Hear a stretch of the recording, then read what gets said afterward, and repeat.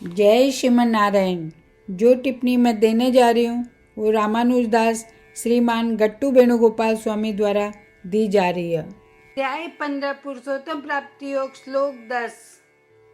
उत्क्रामन्तं स्थितं वापि भुञ्जानं वा गुणान्वितं विमूढा नानुपश्यन्ति पश्यन्ति ज्ञानचक्षुषः। ओम। गीताचार्य श्री कृष्ण परमात्मा अर्जुन सहित मैं सभी लोग न पुरुषोत्तम प्राप्ति योग सिखा रहा। परमात्मा कह रहा अर्जुन, जो लोग यह सोचकर भ्रम में रह कि शरीर ही आत्मा है वह अज्ञानी है। यह अज्ञानी लोग यह को नहीं समझ पावा कि आत्मा एक शरीर न छोड़कर दूसरे शरीर में प्रवेश कर रहा। आत्मा उस शरीर में रहा और इंद्रियों का माध्यम से विषयों का अनुभव कर रहा और आत्मा सत्वगुण, रजोगुण और तमोगुण से युक्त हुआ है। यह सभी पहलू अज्ञानी का समझ में को नहीं आवा, लेकिन जिन्ना का पास ज्ञान की आँखा वो इन सभी सत्यों ने समझ सका है। यहाँ कहकर श्री कृष्ण परमात्मा स्पष्ट कर रहा कि जो लोग शरीर और आत्मा का पृथक्करण न समझ को नहीं वह अज्ञानी हैं। इसलिए आओ इस तथ्य न पहचाना कि मैं शरीर से अलग हाँ और शरीर हमारा से अलग है। अपना शरीर की देखभाल करते समय आओ मैं केवल इसकी सुरक्षा पर ध्यान केंद्रित नहीं करा, बल्कि शरीर में रहते हुए सर्वोत्तम लाभ प्राप्त करने को लक्ष्य रखा। यह सर्वोत्तम लाभ के है सभी उपनिषदों का सार के अनुसार यह श्रीमन नारायण की प्राप्ति है। इसलिए श्रीमन नारायण न प्राप्त करने को लक्ष्य रखता हुआ केवल श्रीमन नारायण की शरण लेता हुआ आओ मैं श्री कृष्ण परमात्मा का शब्द न श्लोक का रूप में दोहराने को प्रयास करा। उत्क्रामन्तं स्थितं वापि भुञ्जानं वा गुणान्वितं विमूढा नानुपश्यन्ति पश्यन्ति ज्ञानचक्षुषः। जय श्रीमन नारायण। श्रीमद् भगवद गीता को संपूर्ण सार श्री कृष्ण परमात्मा द्वारा अध्याय 18 श्लोक 65 से 70 में 8 काम करना दिया गया है। श्री कृष्ण कहा मना वो लोग पसंद है जो ये 8 बातों को पालन करे।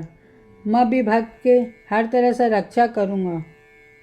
श्री कृष्ण परमात्मा द्वारा बोली गई संपूर्ण भगवद गीता न सुनने के बाद अर्जुन कहा करिष्ये वचनम त्व, जिको अर्थ कृष्ण मैं बइया ही करूँगा जैया थे कहोगा।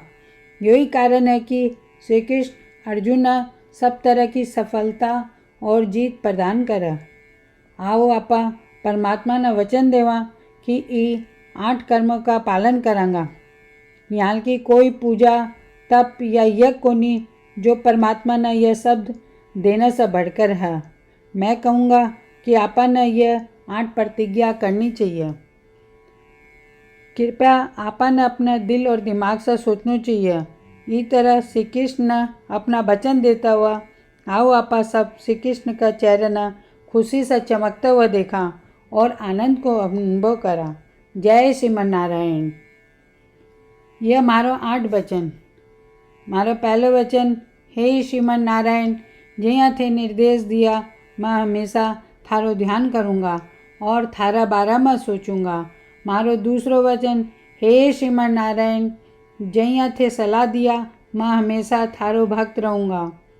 मारो तीसरो वचन, हे श्रीमन नारायण, मैं अपना सारा काम थारी सेवा का रूप में और थारी संतुष्टि के लिए करूँगा। मारो चौथो वचन, हे श्रीमन नारायण, जैया थे अनुसरण करना बोला था मना पूरा विश्वास है कि मैं थारो हूँ, सदा थारा हाथ जोड़ूंगा और नमस्कार करूँगा।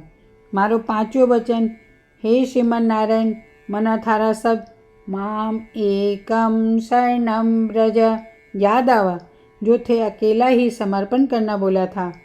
श्रीमन नारायण, मैं केवल थाना समर्पण करूँगा। મારો છઠ્ઠો વચન, હે શ્રીમન નારાયણ, મને થારા શબ્દ माँ सुचाहा याद आवा थे, माना शोक न करने को आश्वासन दिया, अब मैं शोक को नहीं करूँगा। मारो सातों वचन, हे श्रीमन नारायण, थे श्रीमद् भागवत गीता देकर मारा सभी पर कृपा किया हो और आशीर्वाद दिया हो। मैं कम से कम एक श्लोक पढ़ना या सुनने को वादो करूँ। मारो आठों वचन, हे श्रीमन नारायण, थे सारी मानवता ने गीता प्रदान किया हो, गीता में थारा दिव्य शब्द भी भक्ता तक फैलाने को प्रयास करूँगा जो गीता से अपरिचित था। मैं अबार परमात्मा ने 8 वचन दिया हाँ। मैं रोज श्रीमन नारायण ने वचन देवा कि मैं वहीं ही करूँगा जिया वो कहोगा। अपना आप में यह एक महान पूजा है। आओ आपा सब अटल विश्वास के साथ वचन देवा। जय श्रीमन नारायण। उत्क्रामन्तं स्थितं वापि भुञ्जानं वा गुणान्वितं विमूढा नानुपश्यन्ति पश्यन्ति ज्ञानचक्षुषः। ॐ उत्क्रामन्तं स्थितं वापि भुञ्जानं वा गुणान्वितं विमूढानानुपश्यन्ति पश्यन्ति ज्ञानचक्षुषः।